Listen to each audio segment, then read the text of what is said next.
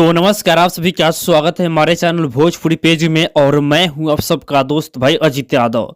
दोस्तों, प्रमोद प्रेम यादव जी फिर से कल एक बहुत ही बवाल गाने को रिलीज किया जा रहा है, जिस गाने का ऑफिशियल पोस्टर को रिलीज कर दिया गया है और गाने का नाम दिया गया है देवरा दुहेला। दोस्तों, बता दें कि गाने के टाइटल से ऐसा लग रहा है कि ये गाना पूरी तरह से बम ब्लास्ट गाना है।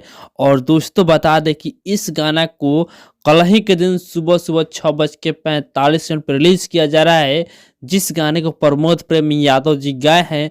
और इस गाने को लिखे हैं शैलेश राज यादव जी, जिस गाने में म्यूजिक है आर्या शर्मा जी का। और ये गाना बहुत ही शानदार ये गाना है, जो कि आपको बता दें कि इस गाना को सृष्टि म्यूजिक यूट्यूब चैनल पर रिलीज किया जा रहा है डायरेक्ट वीडियो सॉन्ग के साथ में। तो कल आप लोग तैयार रहेगा इस गाने को सुनने के लिए सृष्टि म्यूजिक यूट्यूब चैनल पे सुबह 6:45 पे। तो आप लोग कितना ज़्यादा एक्साइटेड है इस गाने को सुनने के लिए, कमेंट बॉक्स में अपना राय जरूर बताइएगा।